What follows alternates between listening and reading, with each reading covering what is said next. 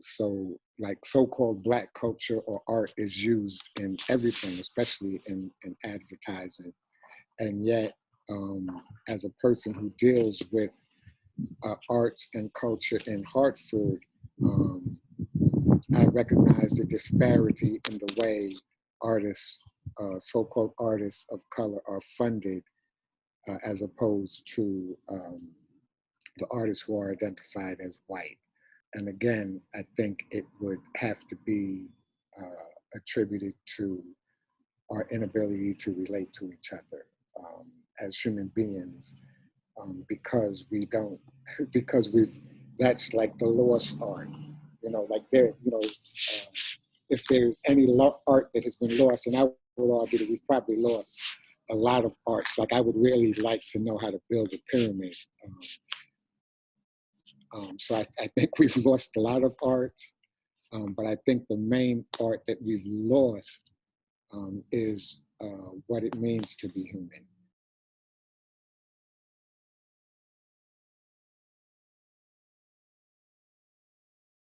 Hello, my name is Wendy Black Nasta. I'm the founder and executive director of Artists for World Peace, and we're very excited to have you with us this evening. We are here to celebrate Black History Month, which all of us here at Artists for World Peace feel is a celebration for all of us. This is a very informal presentation due to COVID. We started talking with Olasanya Bay, who's an orator, an artist, and a poet.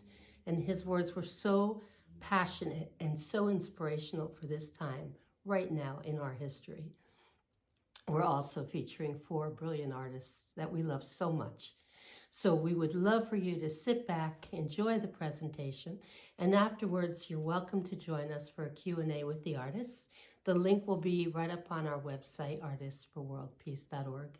And also we're launching our permanent online gallery with the paintings of all 4 of these wonderful artists you'll be meeting tonight. So thank you for finding time to join us and enjoy the presentation. Like how art thou, using the word art as a state of being as opposed to something you do, because doing and being are really 2 different things. Like we tend as humans being, we tend to do a lot of things that I think are literally ripping us away from our own humanity, and are definitely not allowing us to relate to each other and respond to each other in humane manners. The term Black history, but I get where the term comes from in terms of all the people who are identified as Black and their history in this country, and why this month, because it was, we should be, I guess, a little happy that it's a month, because it started out as a week, and they made it a month. But then there's the flip side of the coin, which is that if you really look at the history of this world, and you really look at, especially from an arts perspective, then you'd realize that all history kind of has been influenced by the people who are identified as Black and their ancestors and their cultures. Just having a conversation about art and what it means to be human, especially humans in relationship to each other, because in this country, we still haven't got that right. We still haven't figured out how to be in relationship with each other as human beings. And I think that is probably the source of all of our issues, and the issues that we're dealing with as a culture, is because we really don't know how to relate to each other. Over 75% of us haven't had an experience of what I would call the other, because we have such a hard time dealing with difference, that we don't allow ourselves to experience things that we're not comfortable we're not comfortable with, or that make us uncomfortable, even though we'll use each other's art, in ways that demonstrate our common humanity, even though we're not celebrating it with each other. Like I would think that the average person of color thinks that people who identify as white take better care of their pets than they do of other human beings. You know, that they will often care more about an animal than they will about another human being, especially a human being who for centuries has been identified to them as an animal.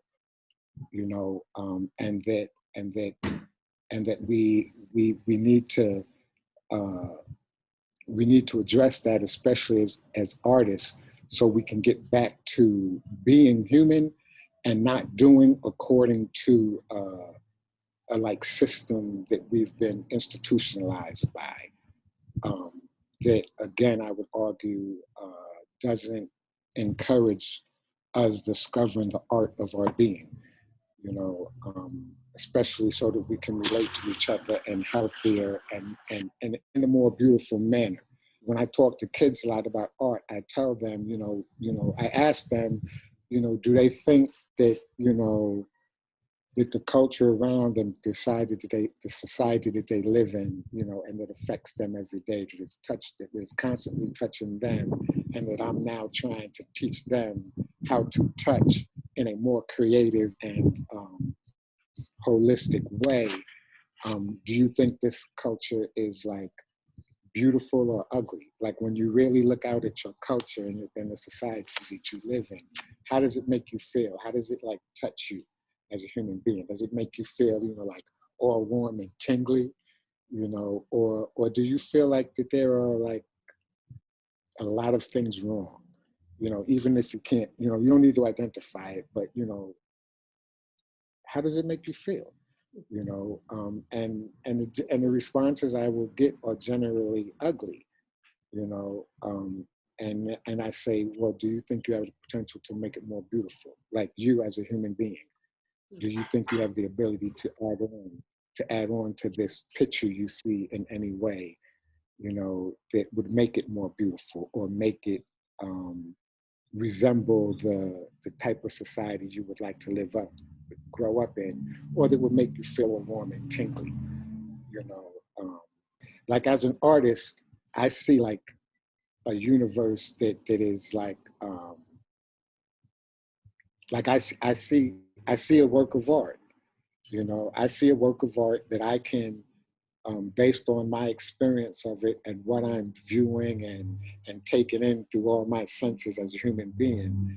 Like I see a work of art that that has been so masterfully done that every stroke of the brush is like its own beautiful expression, and I can literally see how the strokes have come together. It's like I'm looking at a dolly and I'm going, oh man, do you see? Like I can literally almost see the way he was holding his hand in that stroke. That is like so masterfully done, you know. And if I can see it in that painting, in that like Andre Shapiro painting and how he brought together all of those elements, I can see like a creator behind how all of these elements have come together. And wow, like I think I can participate in this.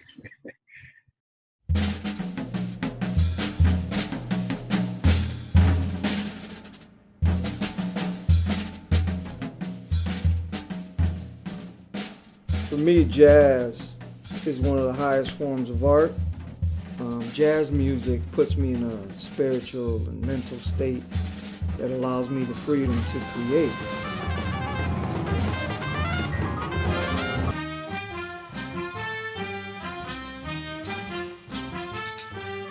The connection that I make is that it all comes from a very improvised approach to your art form. And it has to do, I think, a lot with what you're feeling at the moment.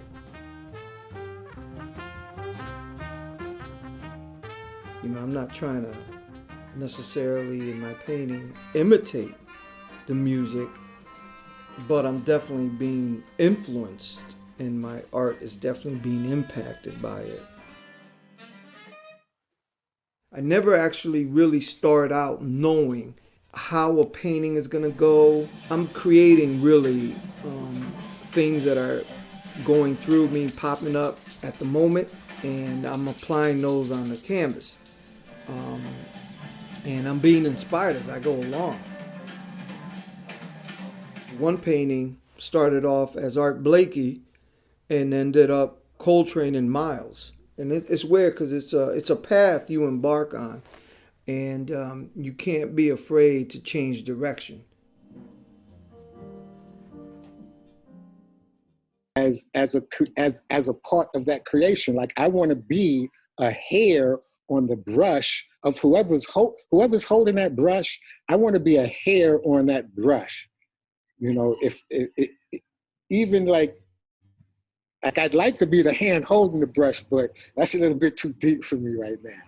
But I would like to feel like that I'm at least like a hair in the brush that that hand is holding, that painted this universe that I'm experiencing in ways that are like, if I allow myself to be open to it, are just beautiful and phenomenal.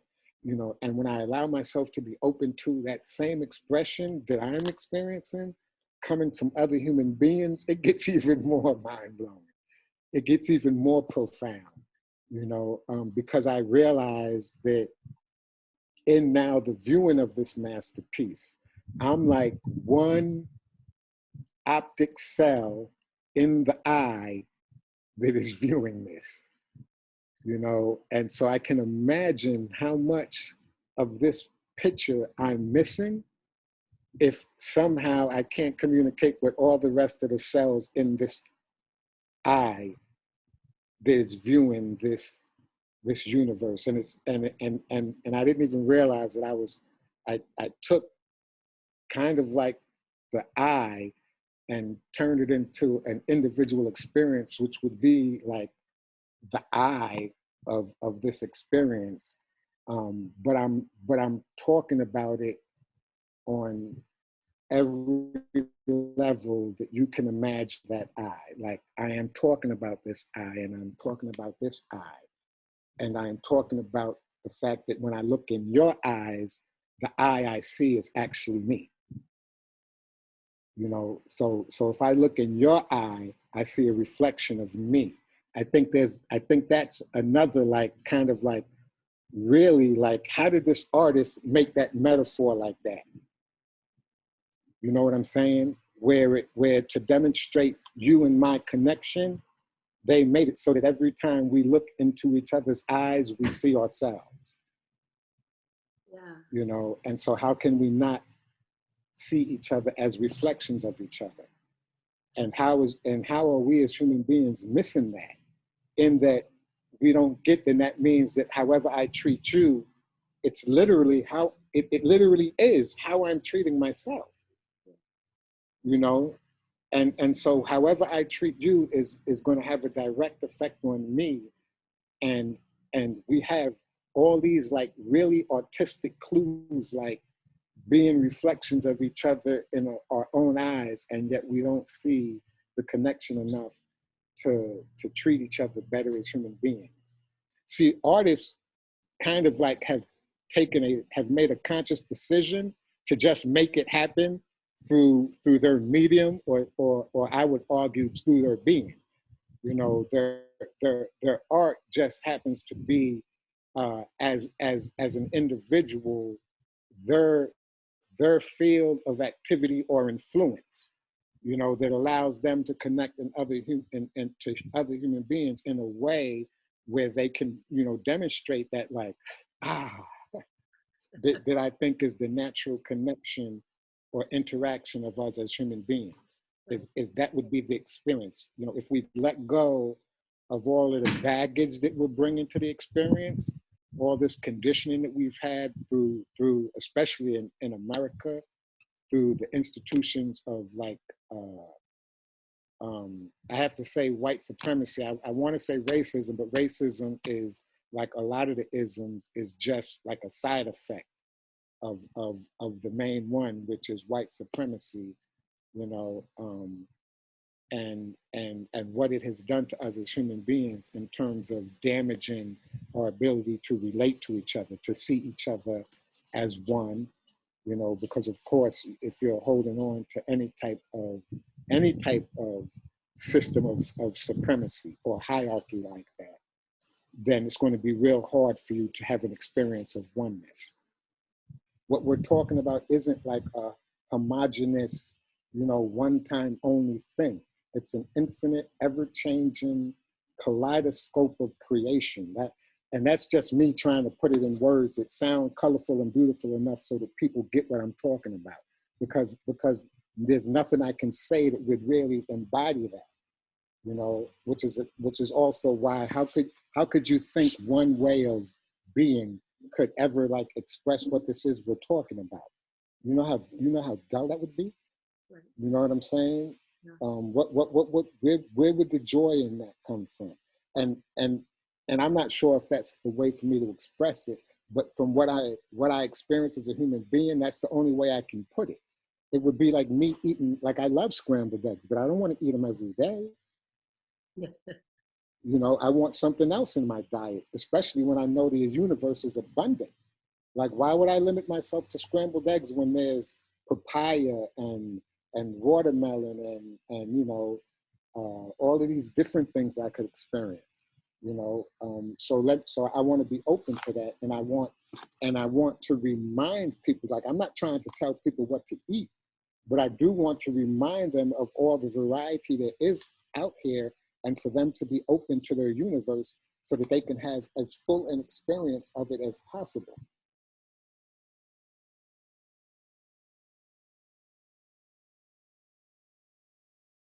Hello everyone, my name is ONICAS GADDIS. I'm an artist. I'm living in Asheville, North Carolina. And I want to say thank you to Wendy Black Nasta for inviting me into the Artists for World Peace organization. The work that she's done and the organization has done over the years is just incredible. And just for me, I've been painting for almost 22 years now, but I was drawing ever since, you know, like young as I can remember. And so my work is just, you know, my heart and my soul on canvas. And I'm glad that, you know, people are responding to it because it's my life. And, you know, growing up in foster care, a lot of us don't make it, you know, to this age. I'm 45 years old now. And I know it's my art. It's the reason I'm still living. It's the, you know, the reason, you know, my heart is this way. I don't carry, you know, the pain, the hurt, the guilt, the anger. I just put it on canvas, and I also put all my joy and my happiness on canvas too. So I don't carry anything, and I feel like, you know, that's the reason I'm still living. And I am thankful to God for giving me, you know, just the sight, the gift, and the talent, and to make these paintings. As an artist, as the type of artist I am, and because of the way I understand art, I'm looking for everybody's art. Everybody I meet, I'm looking for who thou art, you know, and whether or not you're one of those individuals who has been brave enough to take the kind of introspective, deep looks within that real art takes, you know what I'm saying? Even if you're not one of those people, I know that you still have an art that you're expressing, you know, whether unconsciously or not, and I'm looking for that. I've often been accused of treating people the way I see them instead of who they are. In other words, I get accused of holding people to higher standards. Like, you think I'm better than I am. And I'm like, nah, I don't think it. And whether or not you choose to be what it is I'm experiencing as you, I'm not going to stop experiencing you the way I'm experiencing you. I don't care whether or not you see yourself the way I do. Your experience of you is not mine. You have your own experience, you know, like your experience of you is your experience of you. Can I have mine? You know, my experience of you is different. To me, you're like a demigod or demigoddess, you know. I'm sorry if you don't see yourself that way or choose to exercise your magic. You know, I don't care, young Padawan, if you've mastered the Force yet. I see how high in metachlorons you are. I recognize the Force, you know, and I have to respond. I'm sorry, that's just the way I go. I have to respond to that. I respond to the Force in you. I don't respond to your ability to know whether or not how to use the Force and whether or not you've become a Jedi Knight or a Sith Lord. I'm not interested in all of that.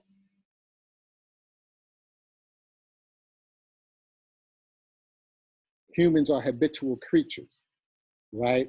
And not to get too scientific, but you only have to repeat a behavior, I think, like twice before what in neuroscience is called you creating a state or something like that.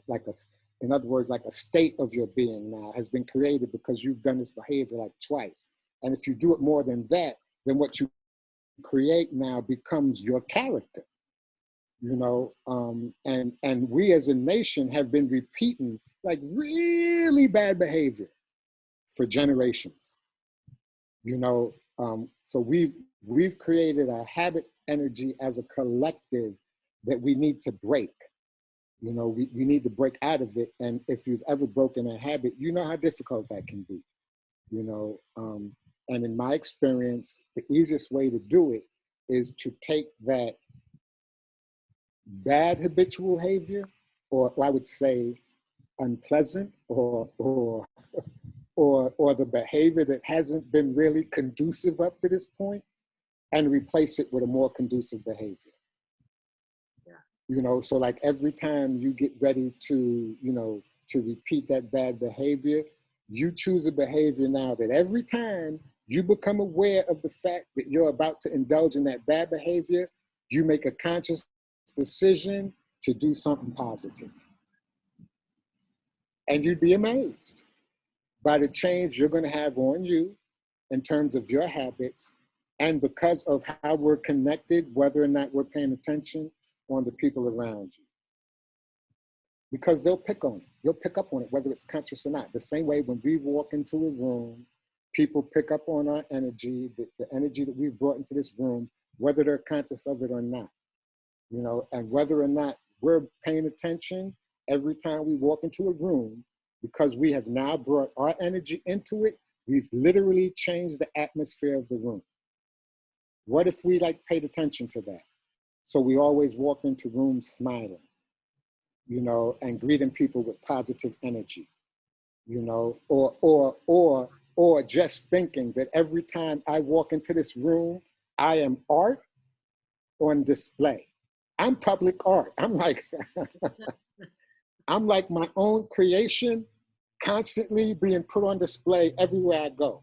Like, what better marketing could you have as a human being than your being? Not your doing, because that's probably based on some habit nonsense, but being, which can be spontaneous and open to all the energy around you if you're open like that. Like, we can constantly be responding to that. So if we walk into a room and because we're open to energy, we walk into the room and we're like, it's kind of funky in here. We can do something consciously to change the atmosphere and take responsibility for it. I think that would be like so cool for us to really take responsibility for our being and its effect on individuals. See, artists do that, and all the artists who do that are conscious of when they're doing it artistically, but, and this is like just my experience, a lot of us, and this is why we're tortured as artists, don't take that responsibility over our own being. And so then our art begins to torture us because we're not responding to our own art properly. You know, we're forgetting that we still have a being that we need to tend to too, that needs to be hugged every now and then and loved. It can't constantly be out there pouring its energy out into a universe that I would argue is kind of full of people who are more vampiric in nature than human in nature. You know, who are more like, and I think it has a lot to do with the popularity of our art mediums nowadays, human beings who are more like walking dead than actual human beings. So a lot of the times that energy that you're putting out there is just being sucked up and drained away from you. They're like vampires, you know, and if you're not conscious of that as an artist, you'll be sucked dry. You know, and you could end up, and this might just be my personal experience of some of the great artists that I've seen before me who have come and gone like supernova, and partly because they came into a culture that didn't appreciate them, and they literally burned out off of the energy that they were expending as artists, and the way it was received, and the way that it wasn't nurtured by them and the culture that they were giving all of that energy to. Me as a human being, and I reserve the right, because I'm a human being, I reserve the right sometimes, not all the time, but sometimes, to call other human beings out when I recognize that they are responding in a way that is, it's just inhumane. Right. Like a human being should never act like that. You know, then I'll reserve the right every now and then to call you out. You know, and I think, again, unfortunately, we live in a culture where, and it's another reason why sometimes as individuals they are tortured. Artists tend to be the only ones brave enough to just call other human beings out and put them on the spot for their lack of humanity or their inability to connect. Because I think that's what artists is, that's what all art's doing, whether you find it offensive, whether you love it or whatever. All art is doing is it's touching you in a way where the artist left you no choice. He set something off in you. He triggered you. He set off an alarm. He tapped something in your being. It went bing, bing, bing, bing, bing, bing, bing. And it either made you feel good, or it made you feel bad, or it made you feel indifferent. As an artist, I say, I really don't care. I really don't care how my poetry makes you feel, as long as it makes you feel. As long as you respond to it in some way, then I know I've touched you, right? I can't determine how I'm going to touch you. Like I like to do poetry that I feel like when you finish listening to it, it's going to make you go like, you know, it might make you go, ooh, you know, like you just tasted something that was like, like, damn, what was, you know, that's, I just want a response like that. And you don't have to explain it or whatever. I just want to know that I touched you in some way. So you can screw your face up, you can smile, I don't care. Just have a reaction, and I know that we've connected, you know. And I think that in essence, I think that's all any artist is trying to do is as an artist, they have felt something so profound. They've connected with this universe in such a profound way, they have to share it.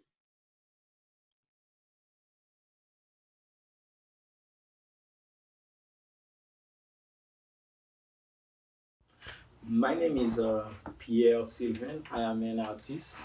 I am in my studio here in Middletown.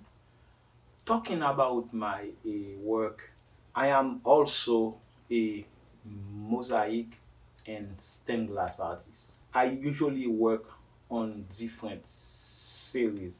I got the jazz, the voodoo, the black and white, was about the Middle Passage and the Underground Railroad. Because you said all your life you've been touched by, you know, so-called Black people.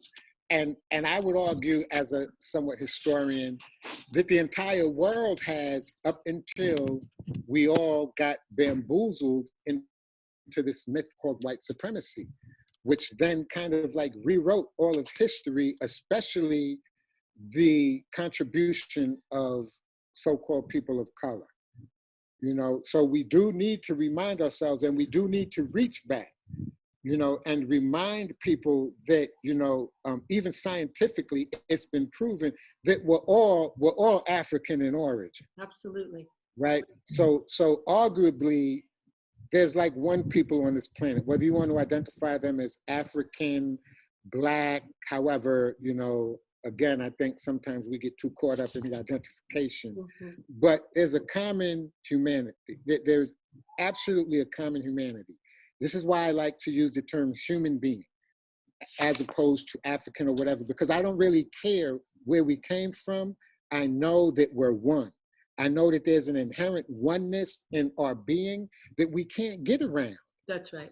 You know, and we need to stop acting like we're like that's not the reality. True. You know, that everything we do doesn't affect all of us, you know, that we are not integrally linked in ways where where it's almost impossible for us to ignore now. So literally right now, even in what I would still, probably because it's who I am, identify as this ugly society, what is still going on, there's a part of me that can still see the underlying beauty of what's unfolding. You know, so even as COVID-19, you know, scares me as much as it scares everybody else, what I see is like Mother Nature hitting us with something that's saying, look, y'all, you really need to honor this connection, because this is what can happen if you don't. This is how integrally connected you are, you know, like science has told you that you and every tree and every piece of vegetation out here literally are going through breathing exercises together. Like every time you breathe out, they breathe in, and vice versa, you know, and you couldn't even get that, you know. So now maybe I should remind you that every time you breathe in and out around each other, the same thing is happening. And if you don't pay attention and you don't honor that connection and you don't respect it and take care of it and nurture it the way you should, it can kill you. You know, so pay attention. There's, to me, as deadly as that is, there's still a beauty in that. You know, there's still a silver lining in this sense of dis-ease, because this sense of dis-ease is literally also the answer to how to get back to the ease. How do we get back to honoring the connection so that this time when we come in contact with each other and we breathe in and out, there's actually something healthy going on. If I met you for any reason, okay, what the reason is, in my mind, I was supposed to meet you and that's what I'm looking for. Sure. Why? Why did the universe bring this person to me? Especially at this moment, you know, why am I talking to this person? Why during why during 2021 and COVID-19 am I actually connecting with a human being in this time of social distance? Why am I connecting? I think there's something that I should be paying attention to. You know, I think that all the time, but like right now, I think it even more. You know, because in this time of social distance, the type of person I am, it makes me value my connections even more, because I'm the type of person, like when I meet you, like I want to hug you. When I greet you, I want us to exchange some energy. I want to hug you. You know what I'm saying? I just don't want to look at you over a video camera and say, hey Ben, hey Wendy, how you all doing? You know what I'm saying? I like right now, I'm getting like mad energy from you all, like like. But imagine if COVID didn't keep us apart. Yeah, yeah. You know, so everybody I meet now, I'm like, yeah, okay, now I know the universe want me to meet this person for a reason. It's another thing COVID-19 has kind of like brought to the table. You know, be careful who you mix your energy with. You know, like as a Black man growing up in America, I would have always said because it can kill you. But now with COVID-19, people would probably get what I'm saying more. True. You know? But it would even be, you know, like I had a discussion with a good friend of mine who identifies himself as a white man. And we kind of got into a discussion one day because I kind of warned him, because we were having a conversation about law enforcement. And he was assuming that if me and him ever had an interaction with the police officer, that there's no way his behavior could be detrimental to me. And I was like, are you kidding me? You have to understand that a police officer that comes and finds me and you in the same situation is not going to respond to us the same way. And your behavior could definitely, you know, because whether or not you're conscious of it, intrinsically as a white man, you know that he's going to respond to you a certain manner. I do too, but it's not the same way. So yes, when you get adamant, because he is violating our rights, When you get adamant about it, the chances of you getting pistol whipped are not as great True. as they are for me. And so when we're in each other's presence as so-called white and black people, you need to be conscious of stuff like that, because you can get me killed.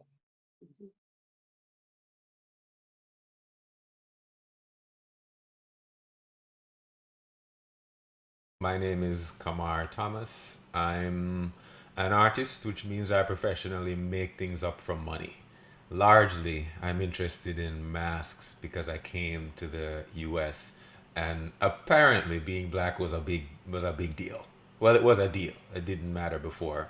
And I got interested in the masks people wear and what these meanings were. And so I made big colorful oil paintings that I sold one, sold two, and eventually developed a practice and an interest in masks to look at how people present themselves. As it pertains to Artists for World Peace, I've been involved with them bringing eye care to people and raising funds for different projects through making work, through making these portraits and making masks of the same person, of different people, over and over again. My involvement with them was first from the name, the ambition of world peace, very big, very big. And I like that the organization decided to tackle that by making something. They actually are trying to make things better by making better things, by making better art, by making better jewelry, and then exchanging these things, exchanging the feeling that it gives people for the opportunity to do it again. That opportunity we call money.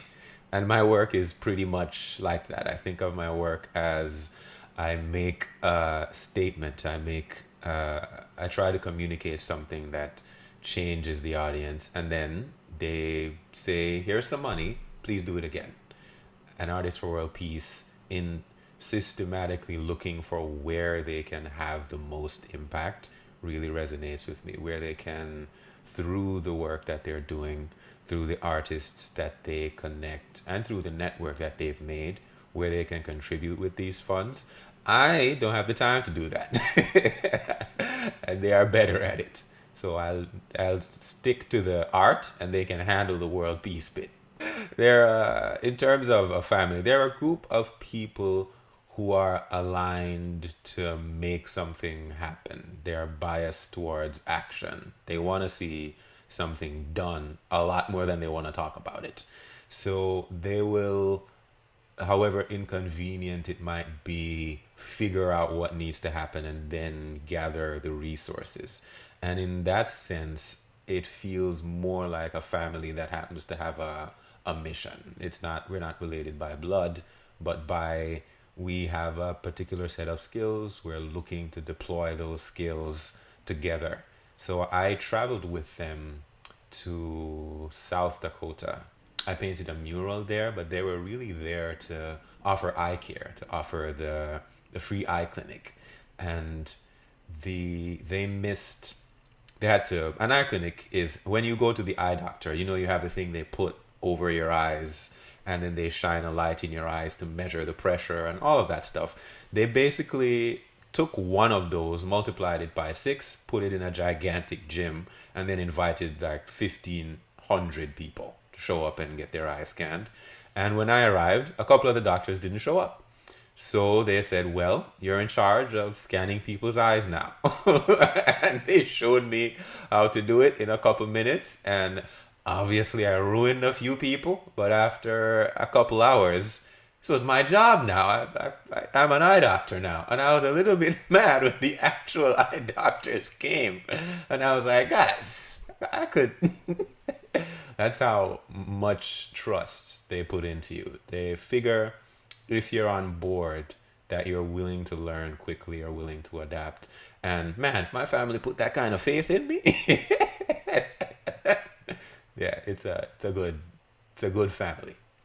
This is another art, and this is, I think, why as artists and human beings, we need to take a more conscious role in how we're interacting with each other, is that because whether or not we're being conscious of it, we are affecting each other in ways that right now in the majority is unhealthy and not conducive for our growth and development as human beings. Like the majority of us right now, although we might be talking about addressing social injustices and all of that and creating more equitable societies, our behavior isn't reflecting what we're feeling and thinking, you know, and because we have this habit energy that has been ingrained in us, that even, you know, and we discussed it before, even stuff as simple as referring to each other as black and white, knowing the energy that is automatically coming with those terms, and knowing that it's going to automatically now put our interaction with each other on a certain level that really doesn't even need to be there anymore, because we need to take greater responsibility in how we're behaving towards each other, the way we're talking to each other, the way we're behaving to each other, and whether or not it is actually conducive for change. Like, I can't do my art everywhere. I recognize, you know, I need a certain audience, you know, for the type of art I do, especially if I'm doing anything beyond poetry. And even with my poetry, like I recognize that, you know, like I do a lot of, like most of the poetry that I like to perform is love poetry. And I recognized early on in performing poetry that, like, not everybody can appreciate a love poem. And we happen to live at a time where I recognize people kind of feel like if I'm doing a love poem, I'm not really being serious because I'm not addressing all our social issues. And I have to remind them the fact that we don't know how to love each other is one of the issues, you know. But that might be the reason why you're not receiving my poem the way you probably could or should, is because we happen to live in a culture where loving each other the way I'm talking about, it's not promoted. So I grew up on a block. When I was 4 years old, my family moved to Queens, New York. And it created what I, as an adult, later on identified as white flight. Meaning, my family was the second Black family to move on the block I grew up on. And in 10 years growing up on that block, I watched the block go from 2 Black families to just 3 white families, right? I watched the high school go from 85% white to 99% Black, because white people literally fled into more rural and you know, areas to get away from the Black people who were gaining the ability to move up with them. So I grew up. So as a Black person, I literally, again, didn't recognize till I was an adult how much privilege I had as a Black person growing up in America, because of the community my parents were able to raise me in, you know.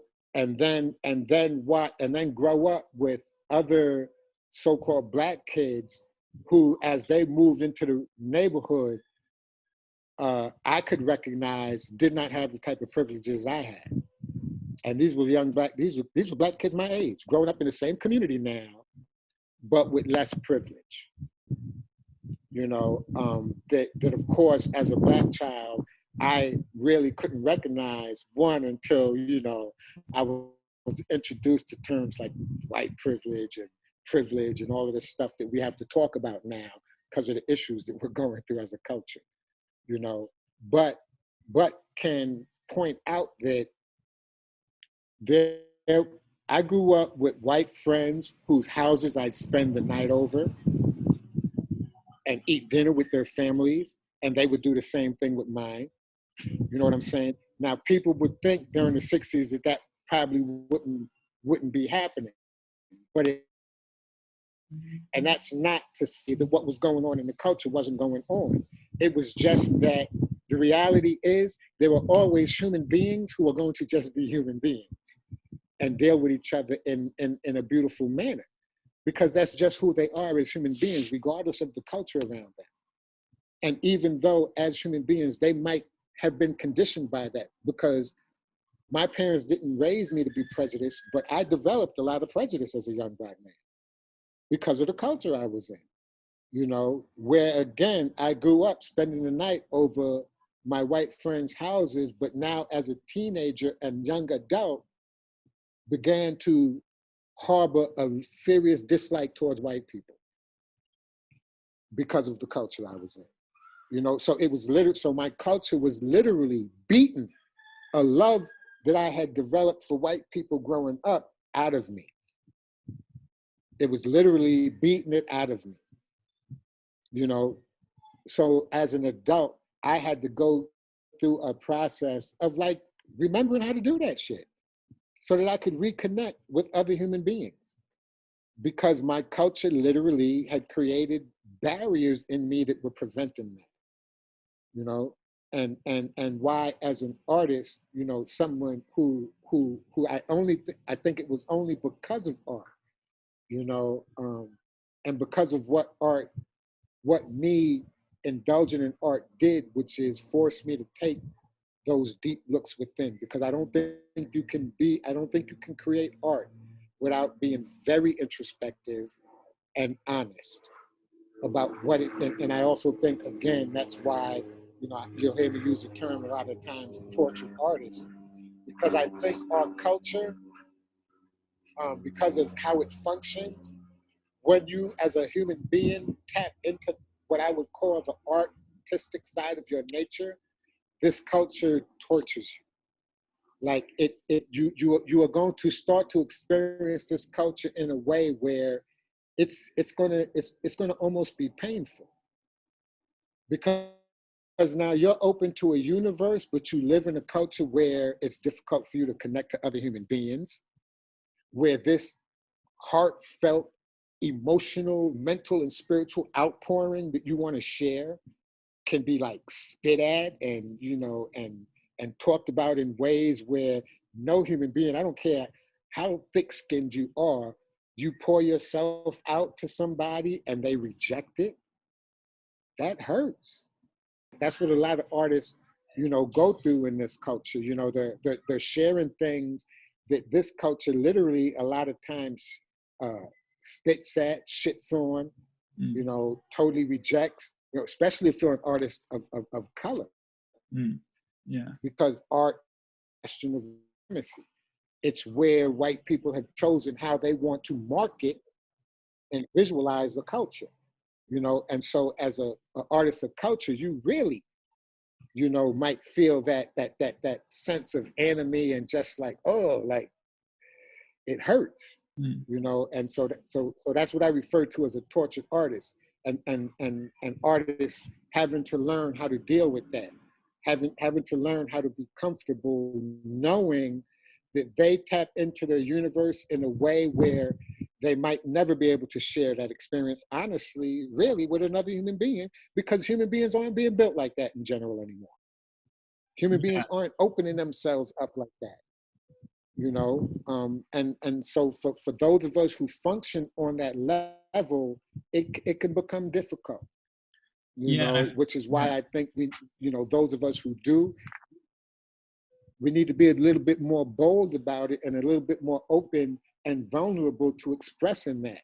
You know, like I don't know, a T-shirt that says "Artist needs hug too" or some shit. Something where those of us, and again, I would argue that it's more than just artists. I think artists are just the ones who have made like really conscious choices about that type, about being that type of human being.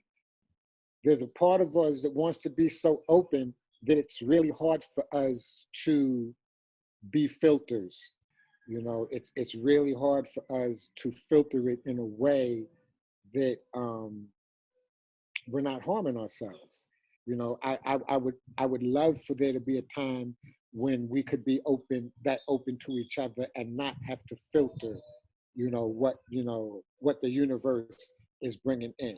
Knowing that I had to like kind of like relearn how to be open to people who identify themselves as white, you know, and And I will share with you, it literally took me almost dying and having to be nursed back to health, literally nursed back to health by people who identified as white, who were so humane and so caring that there's no way I could hold on to these ideas of white people just being like devils and uncaring individuals. That I literally, it like literally I broke down. It was like it was almost like a nervous breakdown. Like invited the doctors and nurses in my room, you know, the doctors and nurses who identified as white, and apologized to them for all of these feelings that I had been holding on to as a human being for people who identified the way they do, because I just did not see them as human. It became so clear to me that I was doing what white supremacy does to people, is make you look at another human being incapable of recognizing that common humanity in each other. And it shook me to my core, you know, and it was like, to me, it was like the beginning of me remembering what it meant to be human now. You know, the ability to look at another human being and really recognize that it's like I'm looking at myself. There's no way I can describe it other than that now. That I cannot look at any other human being on this planet and not literally see a reflection of me, especially when it kind of rubs me the wrong way. Then I have to look even closer. I have to look even closer now, because I know that's a reflection of me. What is it that's bothering me? Yeah. Because I know it has more to do with me than it has to do with the person I'm looking at right now. I have to share it. And I feel like I've been given this like great tasting cookie, you know, that I just want everybody to, like everybody needs to taste this cookie. Like everybody needs to remember how easy it really is for us to connect as human beings when we stop letting all the bullshit get in the way. Like these, you know, these individuals who have like literally changed history as individuals. They've had such a profound effect on humanity that they've literally like changed the course of humanity.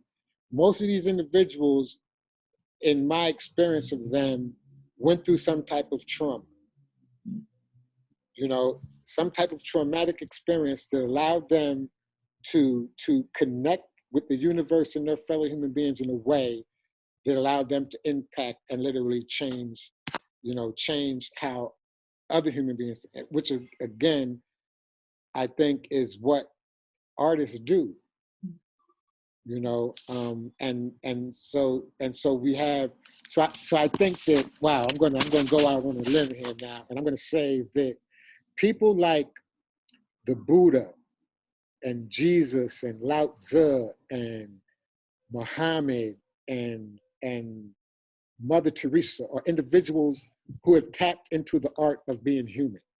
And so that's why their art literally affected humanity, right? Not just individuals.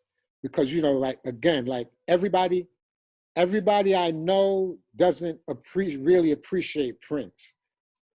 Everybody I know can kind of like, even people that don't agree, like can kind of appreciate the people that I just mentioned. You know, I appreciate anytime I do a poem and somebody tells me how much it has touched them. That kind of like, that's all I need. Like I don't, you know, I've had people telling me for 20 years now that I need to write a book of my poetry. Enough that I really feel bad that I haven't, but not really, because like I really don't write, like I don't feel like my poetry is going to change the world.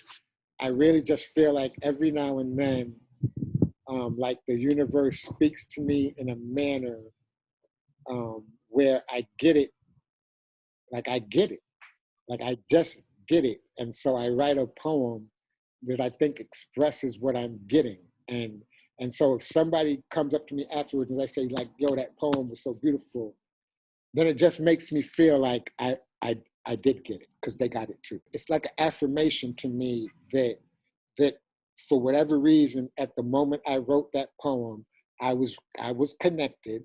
You know, that's the word I like to use. I was connected. I was like tapped into this being that I just feel is being illustrated in this universe all the time. I tapped into it for a second, and I was able to express it in a way where another human being heard it or read it and went, yeah, I get that, you know. And then that makes me go, see, I did get it. Because sometimes I write a poem and like after I wrote the poem, I write the poem and I read the poem, I go like, wow, you know, like, wow, I did, I sound like Urkel. I'm like, I did that, you know, which is why I tell people, like, I think there's only one author in the universe. Like, some people have different names for the author. As somebody who writes poetry, I just like that term, author. I think there's one author in the universe. And I think that human beings are ideas that author expresses over infinity. I was going to say over time, you know, but I think time is infinite. So I said, so this author is just like, it's like the never-ending story. And human beings, every human being that I've come in contact with is either another note in the song or another strum of the guitar. Sometimes, you know, I think that we're whole instruments, you know, and then we come together and we become an orchestra. Like, I mean, there's a whole bunch of analogies, but I think that that's what's going on. We're all expressing one beautiful thing in our each unique individual ways, you know, and because we've lost sight of that, what's happening is a lot of times when we experience each other, what we're hearing is coming out as noise. And sometimes it's too abstract for us to really appreciate each other and what's going on. And so it's like, and so we're not getting the full experience. We're not, or the experience that we probably should be getting, you know. And so sometimes, and so a lot of times we come together and I say we rub each other in the wrong ways. You know what I'm saying? And so it's irritating instead of pleasant, you know, because we're not, and I think really what it comes down to is because we're not taking enough responsibility for our own individual energy when we come together as a whole, to make sure that we're not rubbing each other in the wrong way. And that when we have this effect on each other, that it does produce, you know, like this beautiful, harmonious, you know, orchestral arrangement. Thank you so much for watching. Please join us now for a Q&A with our artists. The link to our Zoom get-together can be found on our homepage and Facebook page, artistsforworldpeace.org. If you would like to purchase paintings by any of our 4 featured artists, they are available at our online gallery on our website. Thank you. We're all heading over to Zoom right now.